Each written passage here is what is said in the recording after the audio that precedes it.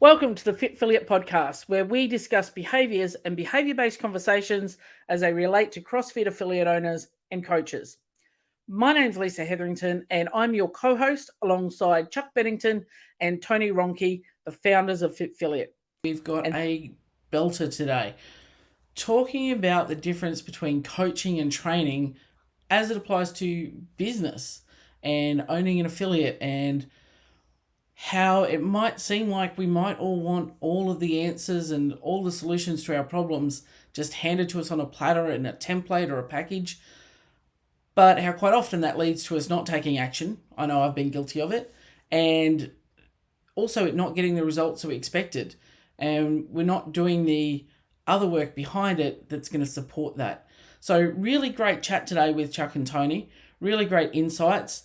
And also, it really highlights the difference of what we do here at FitFilliate is very different to, offering to, get you $200,000 a month and 3,000 leads and all that stuff. Whereas we really work on the behavioral stuff and focus on coaching. And we want to make your affiliate your way and help you along your path and help you find your answers rather than telling you what to do. Because we all know that just doesn't work. And welcome back to a fresh, shiny episode of the FitFilliate podcast, joined today by Chuck and Tony. How are you, gentlemen? We're fresh and shiny.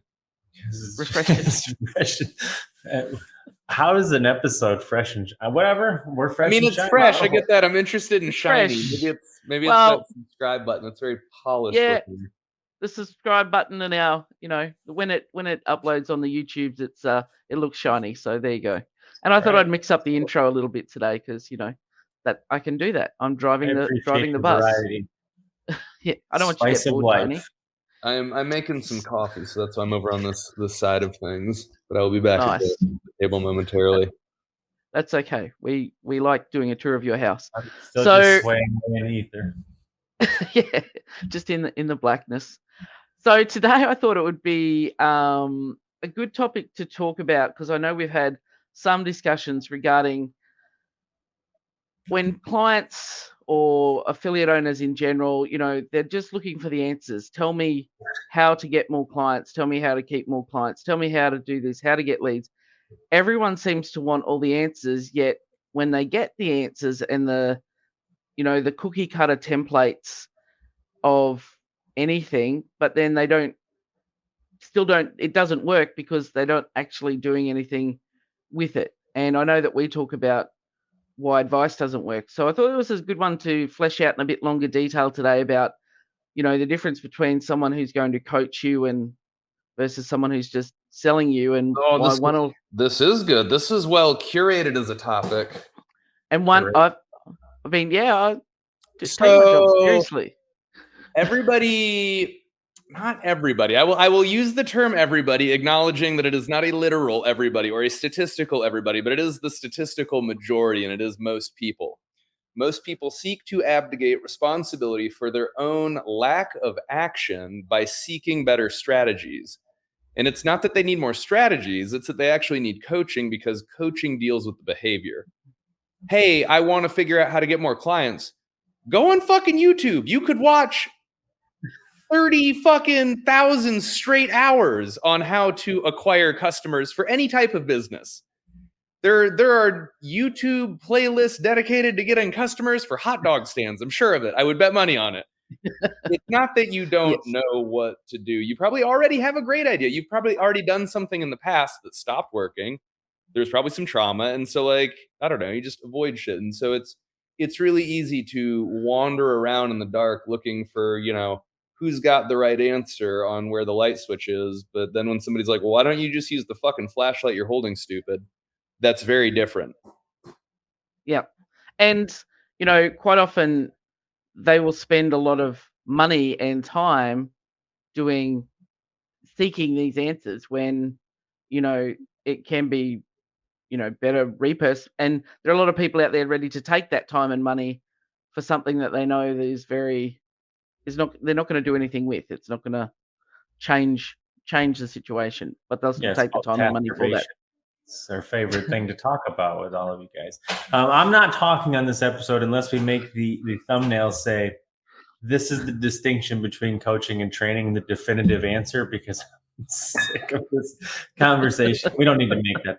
You can decide that. But I mean, at the core of this whole conversation, that is the central problem, right? Is that people are unaware of what tool they're grabbing for the problem that they're trying to solve, right? So it's a lot like if you're trying to fix a hole in your wall in the dark and you were just fishing around in the bag, you're not really sure what you're coming up with. And a lot of that comes from, it's not a disingenuous place in the industry. It's just a lack of really true distinction and clarity as to what is the difference between a coach and a trainer, or a coach and a teacher. And I think that the clearer that people can become, or the clearer that people are as to what is the difference between those, they'll know where to look for, because there's not one that's necessarily inherently better than the other. It's one for sure has a much higher likelihood of success because it touches on, like Chuck just said, which is behavior, which is the root of all actions. And teachers are obviously very, very important, and they're incredibly valuable. It's just whether or not you need more answers or not is the question. So at the core of this, I think that is the central problem, in that everybody in the industry, particularly, considers himself a coach, right? Not because they want to, but frankly, most people have been telling them that they're a coach this whole time. And so they're like, I'm a coach. A coach is a coach is a coach. And so even for us talking about it as coaches, we get very confused, because we're like, no, I don't mean like your coaches. I'm talking about hire us as coaches, but like, and then the whole thing gets confusing. So the point of that is that if people knew the difference between teaching and coaching, I think that there would be a little bit more clarity as to the solutions that they're seeking. But back to Chuck's original point, the biggest problem that arises for most people is that they don't like the situation that they're in, but they don't necessarily want to change their root behavior. So they're hoping to find a distraction to pursue that will allow them to fixate on and focus on, so they can put their attention on it, and then ideally arrive at the solution. And that's generally why most people look for programs or teaching when they think they're seeking coaching. And so we have to draw that distinction between the two of them before any of it makes any sense. And a coach will, just speaking from experience from having gone through this process with you guys, a coach will elicit, action versus, just the times I've been told what to do.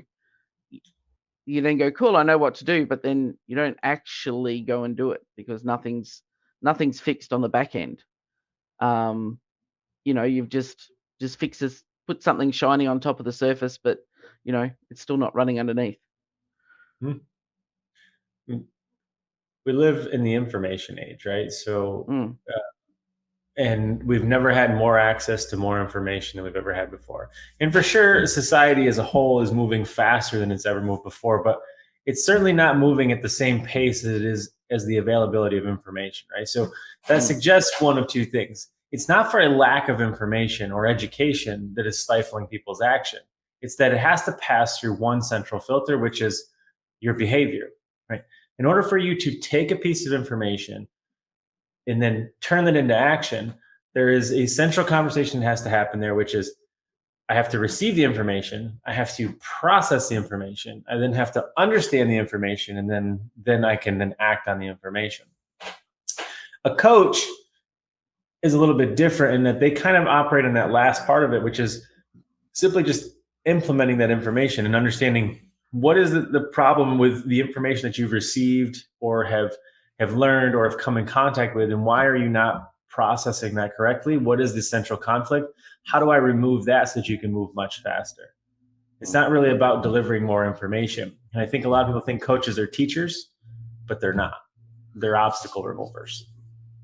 And the obstacles of the behavior, and I mean, there's a lot of psychology that goes into these pieces, not just our own, avoidance, but the idea of people want new opportunities, not improvement offers. And like, it's worth people stepping away for a second and thinking, like, do you already really generally have the solutions to most of your problems, especially if we isolate to who we serve and the industry in which we serve? Like, do you really not know how to get more clients for your gym? Really? You don't have any ideas. you've never done anything in the past that worked well that like you could be doing once again, or you didn't do a thing that you tried once, weren't wildly successful at, and just bailed on immediately because you thought you were a fucking unicorn. Like, no, it's really worth approaching. Why is it that you think that you need another solution when in 5 minutes we can come up with 10 solutions that you already know of and have some level of experience and exposure to and some data to support? It doesn't seem like you need to add an 11th. It seems like we need to figure out why you stopped after 10 and why out of 10 tries you managed to not find success. Those are probably more valuable to investigate than just adding something else to the mix. Yeah, I think go ahead.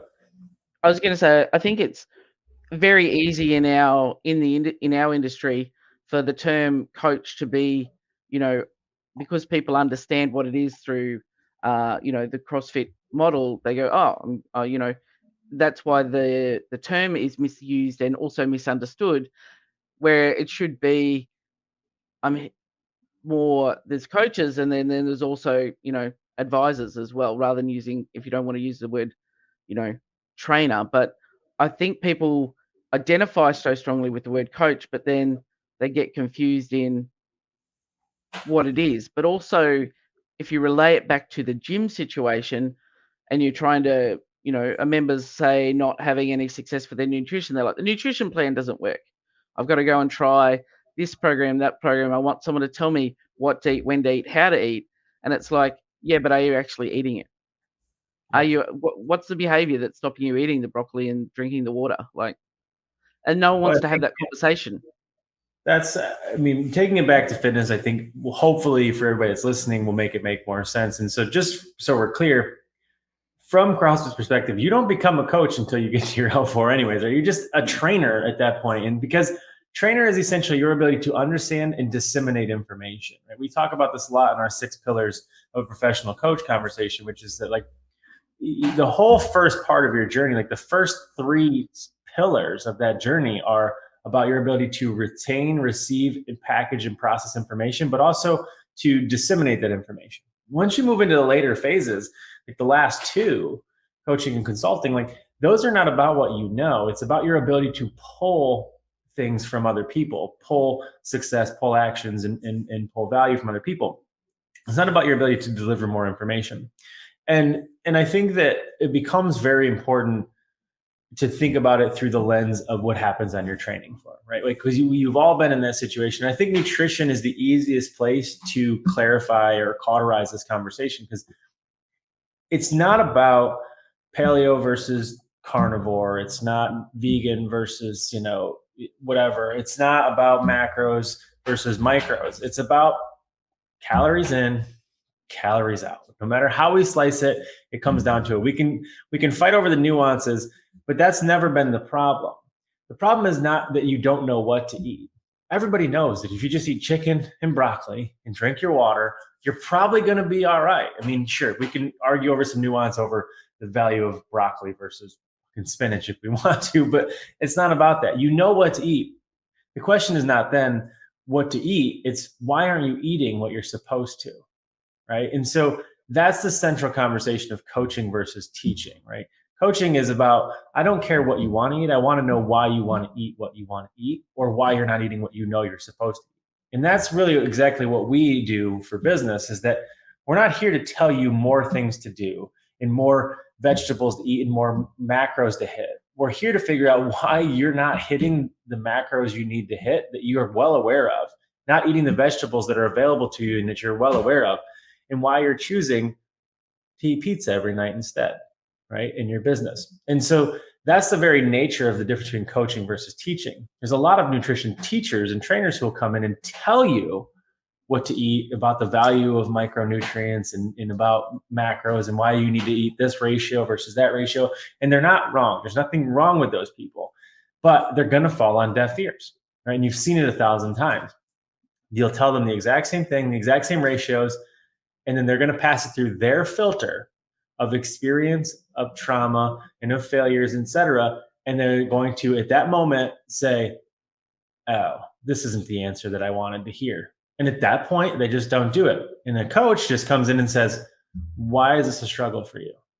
It's not about more information. It's just about why not?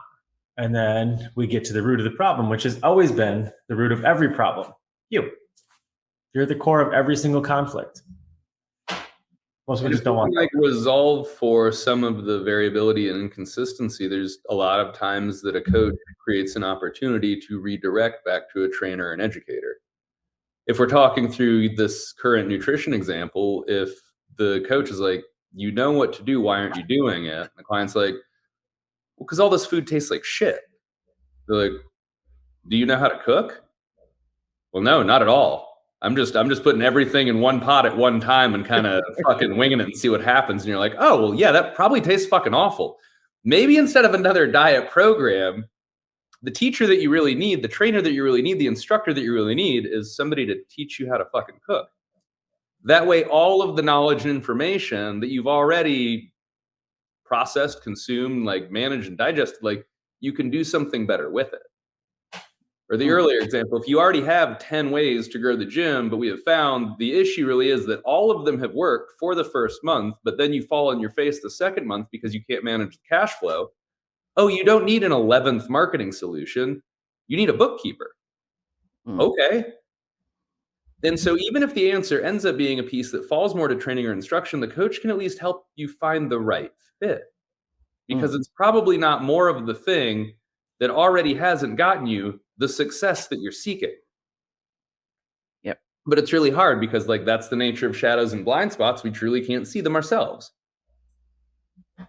And I think it's easier, like, I mean, I guess the majority of affiliates, if they were to get all of the leads and all of the clients that they think that they need, they don't have the stuff in the background to support that structure. It would be like, you know, adding a tip truck tray to the back of your truck. Like it's just going to bog down the wheels. You're not going to go anywhere, but you've got what you thought you wanted. You wanted a bigger tray. Like it's not going to, they can't then cope with that. But people think that will solve the problem. That's just going to create more problems because it reinforces the things that already aren't that's working. a good insight because that's a big piece of if we look at coaches not being the suppliers of the answers, but instead being the procurers of better questions, well, why do you think that you need more clients? How many clients could you take? Well, what about the clients that you already have? What if they paid twice as much and stayed twice as long? Would you really need to get more clients? No. Okay, well, then there's two other things that we can look at.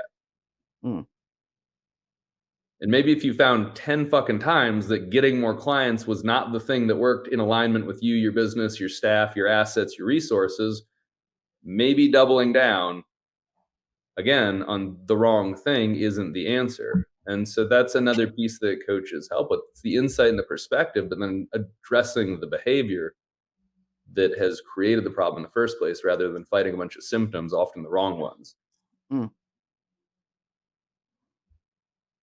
I guess it can come down to people can gravitate towards what is, as humans, we try and avoid discomfort, although those of us as CrossFitters tend to drive towards discomfort at times.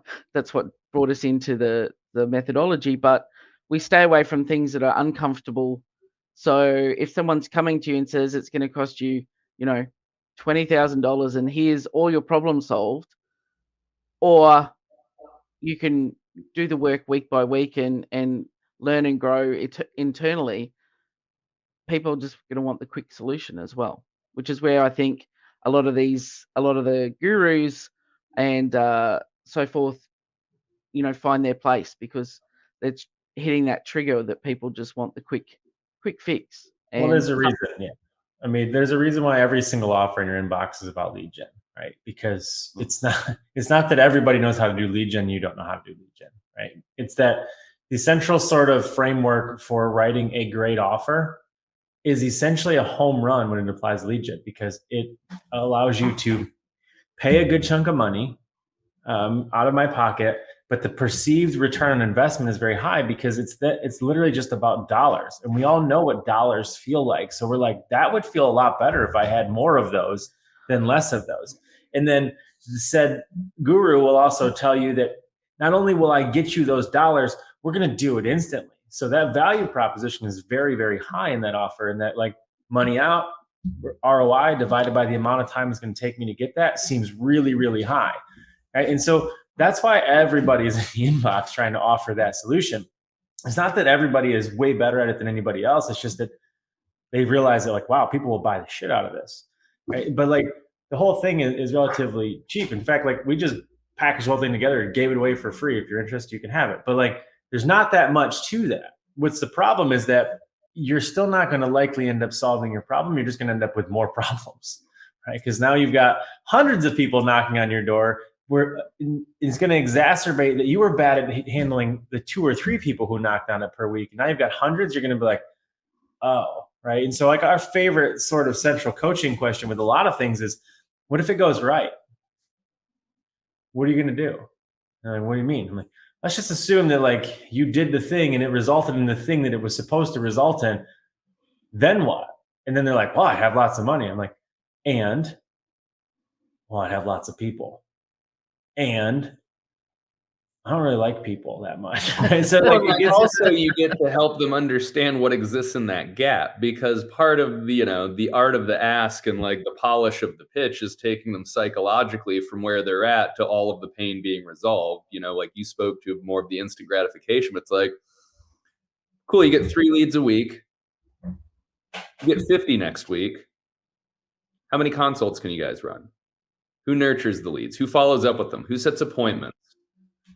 How many like admin people do you have that can intake that? How do you onboard them? Like you get to help collapse down that like the thing that you're seeking won't actually even solve the problem. It only presents a whole host of other issues and problems. So maybe we solve what's in front of us.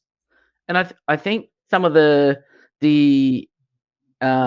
gurus in that field are getting smarter to that as well, because I've had a whole heap of stuff through my inbox recently where it's not only will we get you the leads, you don't even have to do a thing. We will call them for you. You don't have to do anything, and we guarantee you. So now, Joe affiliate owner is looking at it, goes, well, I'm going to get all these leads and I don't have to do anything. They're just going to magically appear in my gym, and then my problems are all solved. Right. And like, all right, so what if it goes right? What if you had 10 new drop-ins a day every day for a week? Yeah. Like you can take the context that they already know. They're like, oh, I actually don't like it. And you're like, right. Yeah. It's like to anybody who's starving, all food seems like a great choice, right? And like, we've all been the product of our eyes being bigger than our stomach, right? Because you're too hungry, whatever. But like, the reality is that like you might be starving. Well, I'm going to fill your whole table. It just might happen to be sardines, right? And people are like, I don't want to eat sardines. Well, guess what? You about to run Facebook ads to get a whole bunch of sardines in the door, right? Like, because sardines are abundant. I can catch thousands in a net. And it's not so much about, lead gen or otherwise. And you nailed it, Lisa, in that one of the big problems is that the market is shifting, right? Because that offer is now suspect. Everybody's like, okay, if there's 72 people offering to do it, why do I need you to do it? And that leads into a bigger conversation, which is, why don't you take action? But before we get into that one, it's now my central frustration, and really should be everybody in this industry central frustration, is that those people are like, they've now pivoted to being like, we're going to coach you. They're not even remotely coaches, right? They're like, but you guys like the idea of coaches, so we're going to offer that to you now too. And people are like, wow, this is great. Now I have a coach. And then they just show up and they just teach. And then when you struggle with it, they're like, can't compute, don't know how to handle this because I only know the system. So that's on you. It worked for everybody else. Like, that's not coaching. And so now they got everybody confused. And that's why we're pissed. That's why we get involved in it. And you did a appropriate Instagram post today, which, is about 5 reasons that, you shouldn't hire a business coach. And one of those is their tactics are outdated, and it's here, just try this. And they're just giving you more and more things to do that maybe not even relevant or appropriate. I know myself, I've had a previous business coach who said, why don't you go and hand out flyers in a shopping center car park? Like, okay. That could be solid advice, right? You don't know until the client, as you all know listening to this, the client always sets the parameter, right? I can't tell you to eat chicken and broccoli if you're allergic to chicken or broccoli, right? Like, I have to switch that. You always set the parameter. And like, maybe notes on a car in a car park is great because maybe nobody's doing it and there's an abundance of cars and you happen to be right across the street from like the world's largest parking garage. Like that changes everything, but there's nobody that's really out there asking. And so for us, it's a conversation of sort of, I guess you can call it ethics if you want to, but not really. It's that we're people who have been lifelong coaches. We very much believe in coaches and we appreciate coaches and we understand what it means to be a coach. And the problem is that 99.999% of all business coaches are not coaches. They're just information peddlers. They're teachers. And that doesn't make them bad. That doesn't make them wrong. It just doesn't make them a coach. And unfortunately, saying that they're going to show up and be your teacher, that's got a negative connotation, right? Because we all grew up hating our teachers. So nobody wants to hire a teacher, but coach seems supportive and helpful and he's going to have my back and all these things. And so they're infringing on the things that we hold as hallowed, is trusted. And like, for me, that's just not okay. That's why we basically took up arms to have this fight. It's really the whole reason this whole company was built.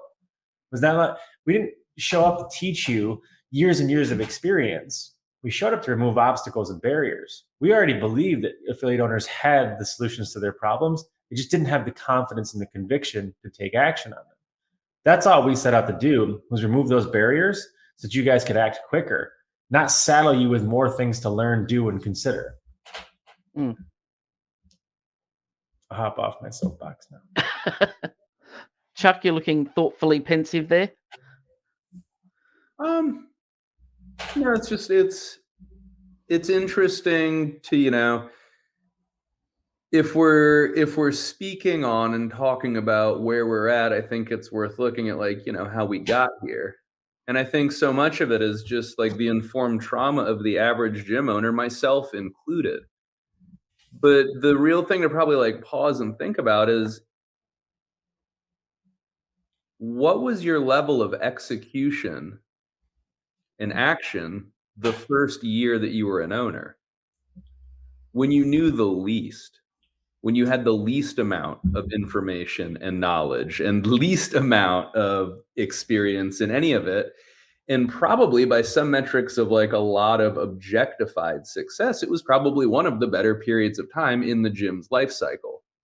Yet here you are 7 years later with 7 years of experience, 7 years of knowledge and information and all the systems and processes and all the people. But the reality is you can't muster the willpower to get back to that first year level of action and execution, even when so much of it was knowingly just taking punches. That should make people stop and think, because like Tony's saying, the impetus to build this company was based around all of the things that we were missing when we were in those seats. Because everybody was so fucking busy trying to sell their answer that nobody thought to simply ask a better question. Coaches need coaches. Everybody says it, but like, they're not doing it. They're not doing it. Well, they don't know where to find them, right? Like that's one of the big problems, right? Like, so coaches need coaches, but everybody's like, well, now we've created this problem in the industry, not we, but the industry in general, where it's like, I need a coach, but I don't even know where to get a coach because every coach I keep trying to hire shows up as a teacher. And I'm like, that doesn't seem like the thing that I need, but they don't really understand what they're actually looking for, which is purely coaching. And I think for us, that's, you know, is really probably the only company that does it. It's the only thing that we do is coach, right? Like it's not about programs or offers or solutions. It's about figuring out what you want to do and then guiding you towards it through understanding and then removing barriers. And I think that, you know, if you look at it through the lens of trauma, so to speak, although that word is now thrown around way too much, but like when you learn to drive, you drive the shit out of everything everywhere, right? But then if all of a sudden, unfortunately, I got into a car accident, right? Which is pretty likely because you don't know how to drive. You're a terrible driver, right? But like you're so excited to drive. You're picking up all your friends like, no, I'm driving to school today, guys. Like, but then you get in a car accident or something terrible happens in that car accident. Like there's a very high likelihood you're going to be much more apprehensive to get in that car. But you need that car, right? That car takes you to work. It's going to take you to like all of the events you need to get to. Like the other option is walking, right? So like, you need to get in the car. So when that time comes, somebody's got to help you get back in that car because it is the solution, but you need to go back into it with the same fervor. with a little bit better of a system, but like you need to get back in the car. And I think that that's really like what Chuck is saying. The first year, and it's anecdotal, but or everybody that we've ever reviewed, their best year in business was their first year. Maybe not the most money they made. It was probably one of the most profitable because they didn't make a bunch of confusing mistakes that just added complexity to things. But like it was the most fun. They were the most viral. Like people were coming in the door. Like there was a lot of things, and like they got their first 50 clients really quick. But then 50 to 75 gets a little bit slower. 75 to 100 rarely comes statistically. And then over 100, it's like, it's a trickle in. There's a reason why you go 0 to 50 really quick. And it's not because you're a startup, right? It's because you just are taking action. You don't have any sort of failures or past experiences that suggest that you should not do this thing. And then you meet an affiliate owner who's 5 years later, and anything that you bring to them, they're just like, that won't work. I tried it. I've tried everything. How many things have you tried? Hundreds. All of them. The entire catalog. Maybe a dozen. A dozen? All right, so I tried 2 things. Oh, cool. Did you get your 10,000 hours in? They're like, well, no, I tried each of them one time. And they felt real bad, so I don't want to do it again. And that's essentially, it's like, there's nothing wrong with advice. It's just the nature of advice, and you've heard us say this 1,000 times if you listen. The trouble with advice is that it assumes the receiver of said advice is incapable of solving their own problems. Where this becomes a problem as a coach is that what a coach is essentially somebody who believes in the person more than they believe in themselves. That's why you take on the client. Right. And so all coaching is the transfer of belief. If you've been to one of the seminars, you've heard us say it 1,000 times. And so if I don't believe you are capable of solving your own problems, I shouldn't be taking you as a coach. Right. I should be directing you towards a teacher at that point.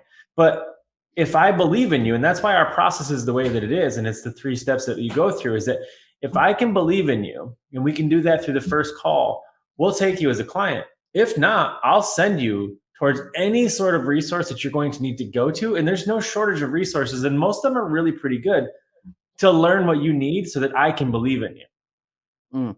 But I've rarely, and we don't turn that many people away because it's rare to find an affiliate owner who doesn't know what to do. They're just not doing it. Well, I mean, to even use myself as an example, how many times I can recall, well, I can't because there's way too many on my coaching calls where you're like, oh, we talked about something. I go, oh yeah, I've got a system for that, or I've got a template for that, or I've got a process. It's like, oh, how are you doing that? I don't use it, and I'd paid a lot of money to have these. Yeah, brings back the memories. I paid a lot of money to have these templates and processes and systems, and it's like, well, they're on a drive, but I haven't actually done them. Or I don't use that. Oh, I've got, Slack for my team. Well, oh, great. Oh, no, I don't use it though. I've got it. To those of you who don't know, Lisa had like an entire trailer outside of her gym full of things that she built. But here's what's funny. So do all of you. And I know this to be true because I've spent enough time with affiliate owners and I was one. We have no shortage of shit that we have just built and then put on the shelf, right? Like everybody's done it. And that brings us full circle back to the beginning part of this conversation, which is distraction. Most people are seeking solutions so that they don't actually have to seek the actual answers, right? Like we joke and we call it tasturbation, but affiliate owners, business owners in general, it's not just affiliate owners, love to be busy, not productive. Productivity is heavy, it's deep, it's scary, and they're like, no, just give me something else to do and I'll work the shit out of that, right? And then that's really what they like to do. And so do your clients that come to you, and so does everybody else. Like it's just a natural human thing is to focus my attention on something else so I don't have to focus my attention to where I really know that it should be.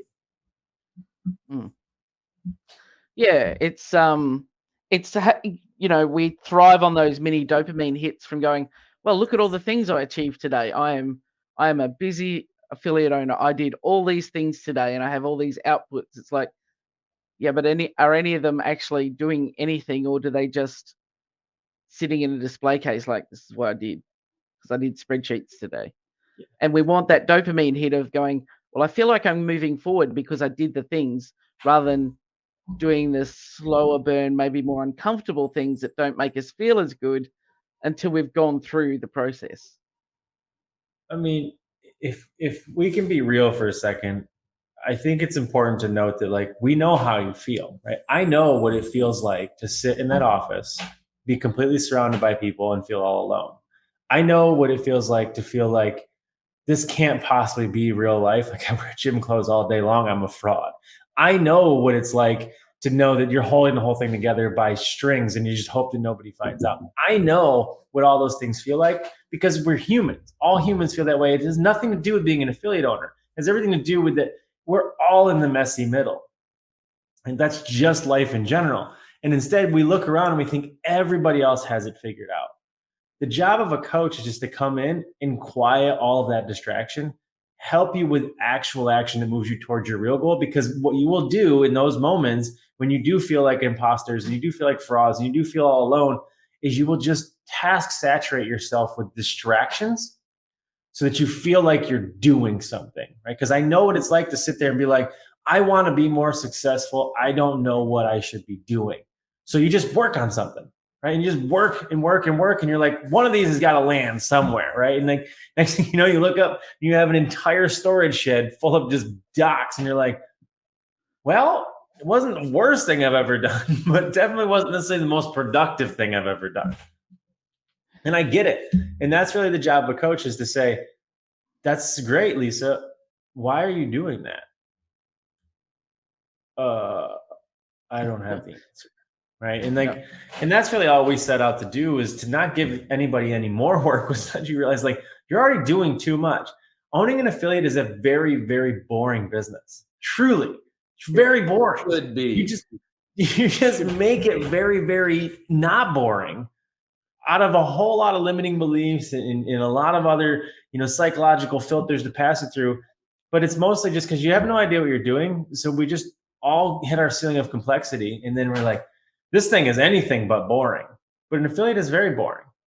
Boring in the context of simple. Not boring in the context of like not enjoyable before somebody makes an incorrect assumption of like what you mean by that. But like really, dude, you're in fucking gym clothes all day long, naming your own schedule, hanging out with probably some of the coolest people in your entire city. Right. Like, you probably have like 2 or 3 pieces of your entire pricing model. You probably have like 2 or 3 fucking real inventory items. Like you're not running a car dealership with a service department. But as affiliate owners, we are the master, and I know I'll just speak from my preference. My experience is the master of suffering, the masters of being martyrs, because we think it should be hard because we're told through the gurus that, hustle, earn it, grind, it should be, we feel guilty if it doesn't feel hard. We learn so much of our relationship with fitness and CrossFit through a lens of suffering. We build this pillar to ourselves and our identity and our ego that like is a gym. And so we take that piece of the identity forward and we assume that these things must be congruent because we've simply never had a coach ask you to step outside of your own belief structure and be like, well, what if instead of looking at this as you're a coach who happens to own a gym, you thought of yourself as an entrepreneur who had a gym in their portfolio? Mm. You're like, well, I'm not. Be like, well, you are. Both of those truths can simultaneously coexist. But so long as you only objectively view and subjectively experience one, man, all of the answers in the world will never deliver you from that pain. Yeah. I mean, go back to like when you were a kid and you had to walk to school. Assuming, well, I feel like kids in America don't walk to school anymore, but get out of some school walks. When you had to walk to school, what did you do? You walked to school, you hated it. How many yards did you cut? Backyards did you go through? Fences did you jump to make the walk to school easier, faster, simpler? CrossFitters are the only people on the planet who are like, that walk was too easy. I'm gonna do it with a backpack now. Right, I'm gonna do it, and so that truly, I mean, it's a joke, but it does bleed over into how they pursue things because they don't look at things as like, okay, I did it once, how can I make it easier? CrossFitters are like, okay, I did it once, let's make it harder. And it's not to say that they do it intentionally. There is part of that does end up getting hardwired after a decade of like just, misery as exercise. And you can see this when you try to fix people's relationship with exercise. There's a lot of exercise addicts who will convince you that they're just very fit humans, but they're just displacing their demons just like anybody else is with a bottle of alcohol. And I don't mean to break anybody's hearts, but it's the truth, right? And so you have to kind of look at it through the lens of business, because it's very obvious when you think of it that way. Because a kid walking to school, they're going to find the simplest, fastest, easy way to get to school, right? And in business, it's all the same game. And so your job when you create or pursue anything is, am I making this simpler or am I making this harder? Am I making this task, this process, this solution simpler, or am I putting a weight vest on? Right? In a lot of cases, a lot of it is just putting a weight vest on because they don't really know any other option, right? And so you kind of have to look at it through that lens. But back to what Chuck's saying, if you looked at this as like you're putting it into a portfolio, the last thing you want to do is have to spend all the time talking about all the things you're talking about. You don't care about the emotional conversations and all these other things. There's very objective metrics that tell you good, on track, bad, off track, right? And that's it. Because affiliates are very boring businesses, nuance there, but it's simply because boring businesses are easy. They have built-in return customers. You guys do too, because fitness takes a long time. Very few people buy one time, right? They buy for several months usually, unless maybe they quit. But even then, they still have bought for several months. If you owned a bakery, you saw a loaf of bread, there's no guarantee somebody's coming back to buy that other loaf of bread, right? So you already have that done. On top of that, you have a community, which most businesses would kill for, right? Because like a bakery, you don't ever see anybody else. Yeah, if Susan doesn't come in and get her fucking sourdough on Wednesday, Karen's not going to text her and be like, "Hey, I didn't see you in there copping them squishy loaves, girl. Are you okay?" Right. And then on top of that, you also not only do your customers already have built-in, tendencies to repeat purchase, they're on recurring subscriptions. That's also easy. And then on top of that, their success brings in more people, right? Because when Karen loses weight, Susan's like, "I'm coming in," right? Like you go buy a loaf of bread, nobody's going to be like, "Where'd you get that loaf of bread?" Maybe if they came over and ate it. But my point is that it's a very simple business to run. If you find yourself feeling like it's anything but simple, you don't need more stuff. You need less. You need a coach, not a teacher. If you've made your business, your gym, very, very confusing, particularly if you couldn't tell me or an 8-year-old exactly how to run your business, you need a coach, because you need somebody to help you clarify this whole discontent. You don't need more information. You got to make it simpler, not more complex. And if you don't have your own answers because nobody's ever asked you good questions, getting somebody else's answers probably aren't the right answers for you. Yeah. And so maybe that's where a lot of people who feel, very much so subjectively, feel that they need a new opportunity, a new thing, a new shiny fucking object. Maybe it would be worth having a coach help you figure out if that thing is in alignment with what you actually want to accomplish. There's a wild number of the 1 hour to solve one problem calls that we've gone through where somebody's like, "Hey, I want to do this thing." Be like, question. Be like, "Maybe you should consider that thing." And they're like, "Oh, okay, I still get to go and do a thing, but at least now I know that that thing speaks to solving the problem, not adding to the problem." If we just want to fucking help, it really is in this really gross, probably long-term, codependent, unhealthy way, us just having opportunities to speak the younger versions of ourselves, because the affiliates need to be protected, because we've never lost sight of what it means for those clients. And so as Tony says, boring businesses, I'm sure that somebody sits on a soapbox of emotion where they feel like that takes all of the love and the feels and the heart out of the business. And nobody's saying that at all. But if you don't have a business that is a business, all of that other stuff is on a house of cards. Well, it's all in danger, right? I mean, I guess the simple conversation here is you don't need necessarily us. You don't have to hire us to do it. There's a lot of other people out there who you could go to, and there's some other people you can trust. But I can tell you with certainty, you need somebody. Everybody does. Every coach needs a coach. Every business owner needs a coach. Every person truly needs a coach. and a handful of other very specific people in their life. But whether or not you hire us or not, and frankly, we can't even guarantee that we would take you. You can apply, you can go through that process, but you need somebody, because you just need somebody to pass ideas through so that they can help you break your confirmation bias. They can help you rethink and think again. They can help you consider other solutions or options. And so you don't end up just wasting time, energy, money, resources, etc., on just trying to bring something to life that didn't need to come to life to begin with. And we all do it. We've all done it. And that's really the value of having somebody in your corner. And there's nothing wrong with trainers and teachers. Everybody needs them too. At some point, we all had to learn what we needed to learn. But that's kind of the baseline of all things. Like, once you get to this point, we have to have the assumption that you at least have the ability to research and find your own answers. And I think that at this point, in this day and age, in the information age, we can agree that people can find no shortage of information, whether it's the right answer or not, to be determined. But like, kids today are master Googlers, right? So it's like, it's not for a lack of information, it's a lack of application and implementation. And that's all a coach's job is, whether you're a coach on the floor helping other people or you're dealing with your own coach as a business owner. All coaches do is talk about application and implementation and understand it better than anybody else does. It's not about education. It's about taking that education and turning it into action. So you need one regardless. Whether it's us or not, that's up to you. But you need somebody in your corner. And I think that's a good note to put a pin in this one, because it's true. We say to our members that they're here because they need coaching, they need coaches. So we're not, unicorns, we're not special snowflakes. We need that as well. And, having the right coach who will help you find your path to what you want it to be, rather than a cookie cutter version of, here's the best affiliate model. And you look at it and go, well, I'm a square peg. I'm not getting in that round hole. It's not happening.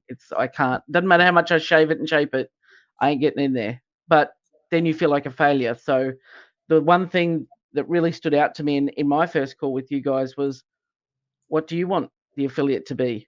And let's build the pieces to lead down that path, not to lead down the path of what, CrossFit Mayhem does, or everyone else, anyone else that's seen as best practices.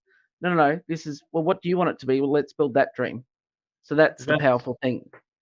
The best part about being a human is truly our inability to make good decisions. I know that sounds funny and sounds terrible, but it's true, right? Like, so much of the fun of life has come from just making bad decisions and just figuring it out. But like, so much success requires you to be able to take quick action, to take instant action, and then to figure it out and live in that sort of messy middle. So a coach just really helps you do all those things, right? Like, it saves you from making truly catastrophic bad decisions, and just more so the fun, enjoyable bad decisions that turn out becoming good conversations, because the coach just helps you direct that thing, being like, why did you do that?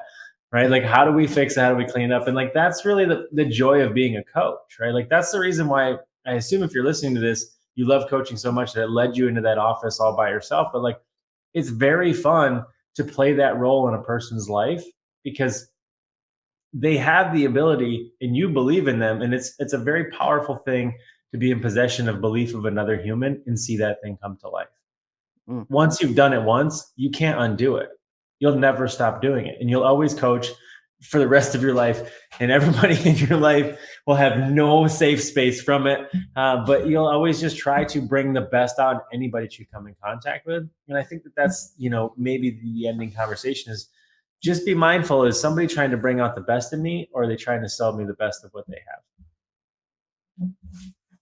Yeah, I think that's a perfect mic drop moment. All right, gentlemen, very good chat, very relevant, and lots of good information again. Looking forward to our next one. Always. Momentarily.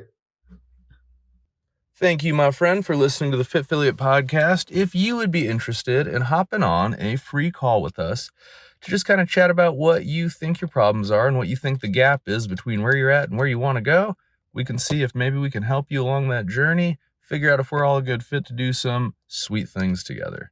So click the link, set up a consult. Let's help you identify some problems that we can mutually solve.